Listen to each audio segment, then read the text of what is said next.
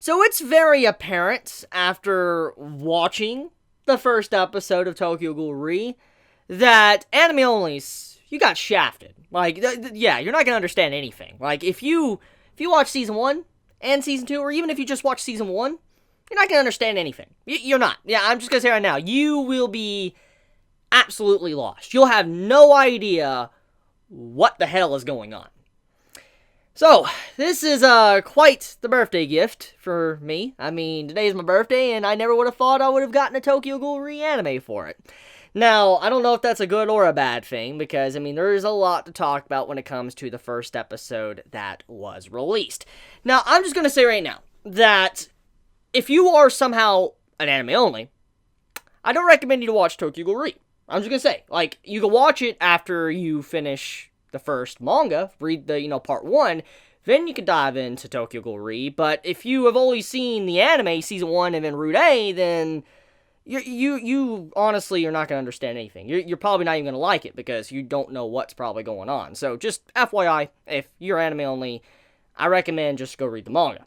Now, with that being said, there is a good thing about this, anime that just came out, and if there's one good piece of news, is the fact that Route A gone. Doesn't exist. Route A legit does not exist whatsoever in the series. Like, it's not even relevant. Because of the content within this episode, it lets us know that Route A is not being used. This is definitely following the original manga of Tokyo Ghoul, even if it does some of a poor job at it. But even then, though, it is not following the line of Route A. So this is automatically a step up from Season 2. Now, I'm going to say right now that there is going to be a lot of negative things in this video.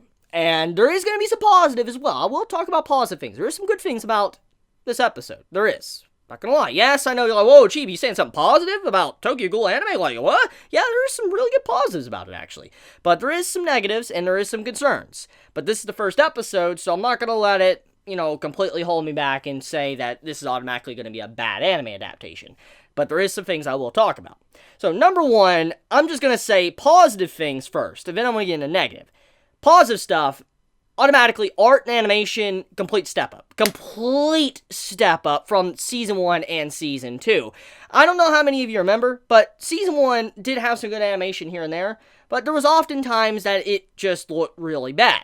Animation and art. And Season 2, Route A, don't even get me started, it looked horrible. So, I automatically see that with Season 3, or Route A, the art animation looks leagues beyond the previous 2 anime adaptations. That was something I noticed, and I'm like, okay, that's good to see, because that at the very least lets me know that when there is certain scenes that do happen, and will probably happen, there are going to have some really good animation for them. Unless, they poured all of their, production time into the first episode, then that's other problems, other concerns for a later time. But for now, though, looking at our animation, it's definitely a lot better than the previous anime adaptations.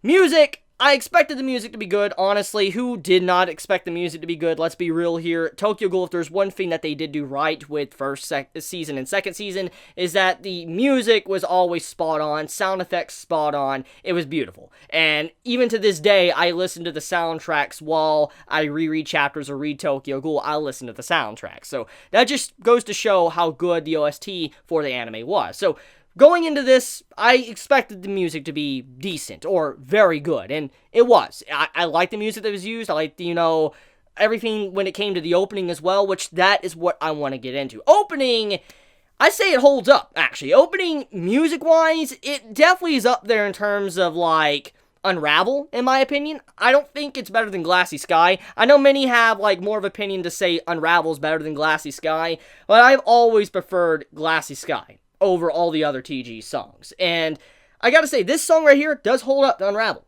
I don't think it's probably better than Unravel. I just say it's at that same level.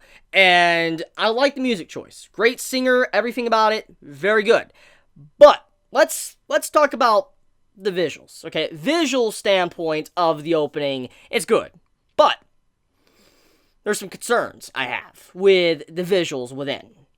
Now, I'm going to be honest here. I'm not going to be catering to anime onlys, okay? If you want to be an anime only and you have not read the manga, I want to be honest with you, I'm not going to be, actually trying to hide spoilers.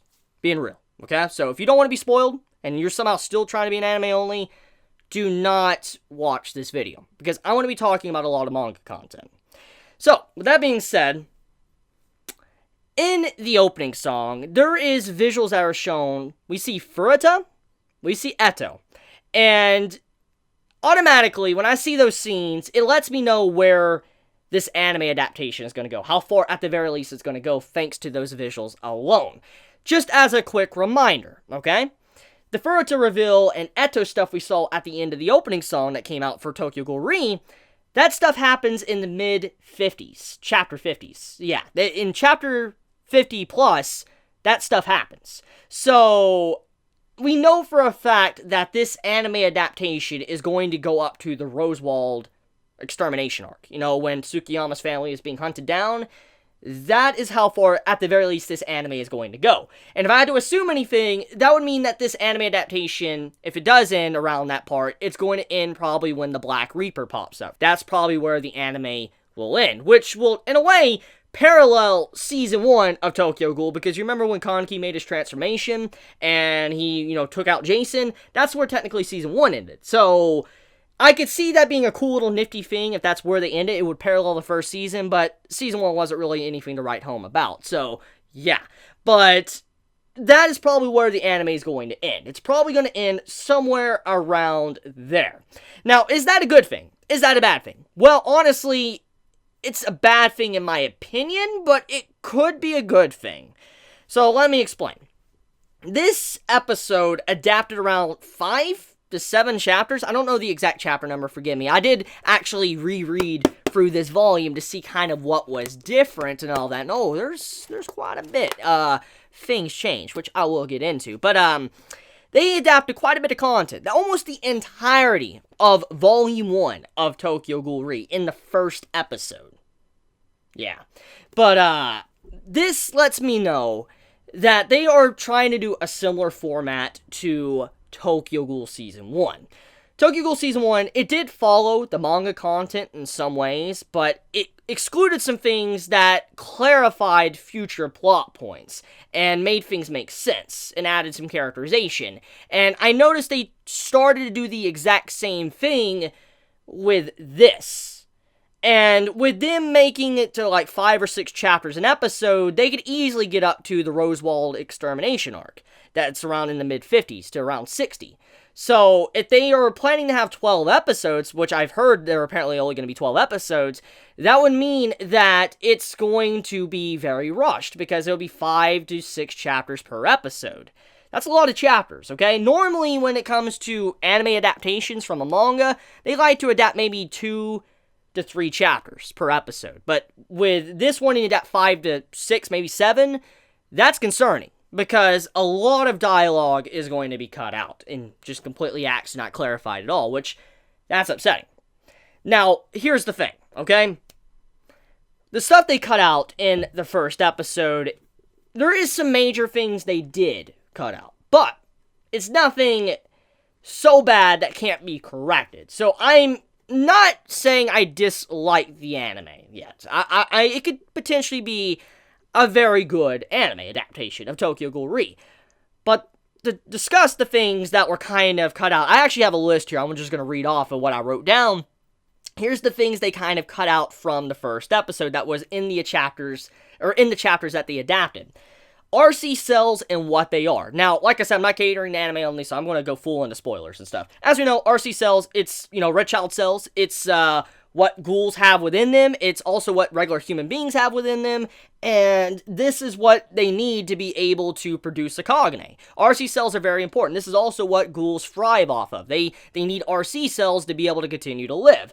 Now, also, QS RC cell levels were not explained as well in this episode. As we know, when these Tokyo Ghoul Re first opened up in the manga, we got some clarification to kind of where the RC cell levels on Mutsuki, Uri, and, Shirazu, and Heisei Sasuke, we got to kind of see their levels are at, wherever they were, get hints at them, and they weren't revealed at all. It was not explained at all where their levels were, since they didn't explain RC cell levels, or explain RC cells, and obviously they really couldn't explain RC cell levels, because nobody will make, it won't make sense at all. They also cut out some scenes from Season 1, like, let's just say you're an anime only still. You remember, they cut out a scene in Season 1 with, the RC cell detector and all that. They cut that entire scene out. So, with all of that, people, even if they were to kind of explain it here, this would be the proper time to explain it. They never explained it in Season 1, so people are still going to be confused about the whole thing of whatever the hell RC cells are, because it was never even clarified in the anime. Now, another thing too, they didn't give a proper explanation or characterization to the QS. The only character that was given justice in this first episode was Uri, which I'm glad. If they were going to focus on any of the QS, and like they can only focus on one, I think Uri is the most important QS. So I will give props to Studio Clown for at the very least focusing on the character that matters the most out of the entire cast. However, there is things that are acts that just make me upset with the whole thing with Mutsuki, which that makes me disappointed, which I'll get into that in a moment, but let me carry on with Uri. So Uri, like I said, he got the best. Out of all of the QS in this episode, he got the best treatment. We got some internal monologues. We got to see what he's thinking, how he feels about people around him. We get to see a little bit of a grasp on his personality, how he wants promotion, and my god, it's just so weird seeing Uri like this after seeing what he has become in the manga, his manga equivalent. It blows my mind seeing how he acts right now compared to how he is in the future.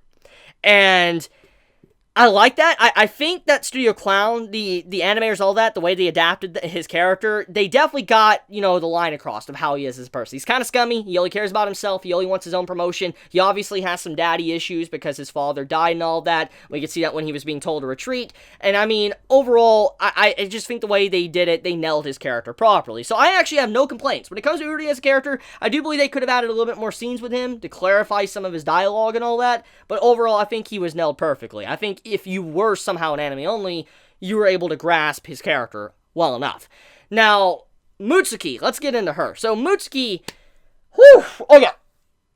even though I don't really like Mutsuki as a person, okay, she's a good character in Tokyo Ghoul. I don't like her as a person, though, okay? I've stated this many times in my Tokyo Ghoul videos, and Mutsuki, she has been a very relevant character for a very long time, especially for Uri as a person. In his development as a character, it was thanks in some ways to Mutsuki. And Mutsuki had a very critical scene that happened earlier on in Tokyo Ghoul Re that was completely cut from this episode. And it's not possible for that scene to be added back in now, especially for the way it was in the manga. And the reason why is because when you saw Mutsuki jump in front of the woman to get into the taxi with Torso, Mutsuki was revealed to be a girl. He lifted up her shirt, and you saw her bra and all that, and you saw scars all over her body, which was to show why Torso would be attracted to Mutsuki, was because she had scars all over her body, and then also found out she was a woman. And it was a very conflicting scene. Like, when that happened, many started talking about Mutsuki, like, how Mutsuki wants to be addressed, a guy, girl, whatever. I'm not going to get into that too far, but basically it was a very controversial subject when it came to the entire TG community. And when that did happen, it was just like, whoa, and we get some little details on her backstory, some characterization to her, kind of how her past was, and all that was skipped. Like, the entire reveal of how she was a girl, to the scar reveal on her body, to her flashback, that was completely axed out from this episode. Now, they could still add the flashback back in, that's no problem. However, when it comes to the Torso scene, with him viewing Mutsuki's scars all over her body, getting some hints of whatever Mutsuki went at in her life, that was cut out. So, yeah, that's a little bit disappointing. I was a little bit unhappy with that scene. We also had the Warden introduction. Now, this also wasn't really established well in Season 1 of Tokyo Ghoul, and even Season 2, Rude A. Even if it wasn't following the manga, it still had some elements from the manga. And they didn't properly establish the Warden at all, even in those, how the Ghoul prison was, and the Warden, there was a Warden that was introduced, and they were supposed to be introduced in this episode, but wasn't at all. Now, I want to be honest here, the character isn't really that important in the grand scheme of things, but he is a character that is shown later on to have a little bit of a role when things go down. And if you remember the whole thing with Kaneki and Arma and stuff later on, then you'll know for a fact why I'm talking about the warden and what happens to him with, with the prison. So, the warden was introduced, which I think out of all the things I mentioned, this is a minor thing, and I think this doesn't really matter at the end of the day. Other thing is Arma receiving a book from Heise. That made me so sad. When the anime started, I really wanted to see Arma just reading a book, because that's how Tokyo Ghoul restarted. It started with him reading a book, the sky was blue, he was leaning back, reading a book, and he says, this book is very familiar. He has seen this before. And it was a very important moment, just to show the connection with Kaneki and Arma. But going even further than that, we also see that Kaneki was supposed to be wearing glasses in this part of the manga. And it didn't even show Heise Sasuke wearing glasses, which he should have been wearing, to show that there was something going on with Heise's eyesight, something very wrong about it, which was to imply the fight he had with Arma was very devastating to his body when he got impelled through the eyes, which, like I said, if you're anime only, you won't even know what I'm talking about, but manga readers, you do. When he got impelled through the eyes, the glasses on was supposed to let us know that the wounds he received were very permanent. It really hurt his body quite a bit, and he was wearing glasses. And that was also to show like a parallel to Arma and how he wears glasses as well. And then, moving even further down the list, we also get the stuff with Akira. So now, Akira, they really downplayed her character quite a bit. See, Akira was actually supposed to have a very big role earlier in the early portions of Tokyo Ghoul Re. She was very strong-willed, and she displayed that she was willing to hunt down Torso and get his identity within a month.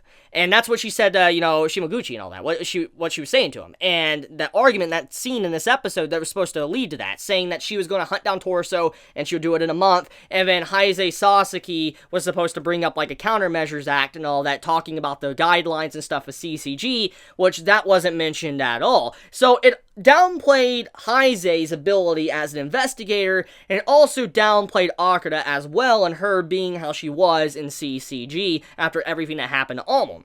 Then, after that scene, when she punches Kaneki, it felt very forced in the anime. It was a very forced scene. Literally, it was. Because it was very far out. They didn't zoom it in like how the manga equivalent was. And with it being so far out, it just looked very weird and wonky, like it was out of nowhere. And it didn't really kind of make any sense in that moment because of how Akira's character was, developed in this moment for Tokyo Ghoul Re.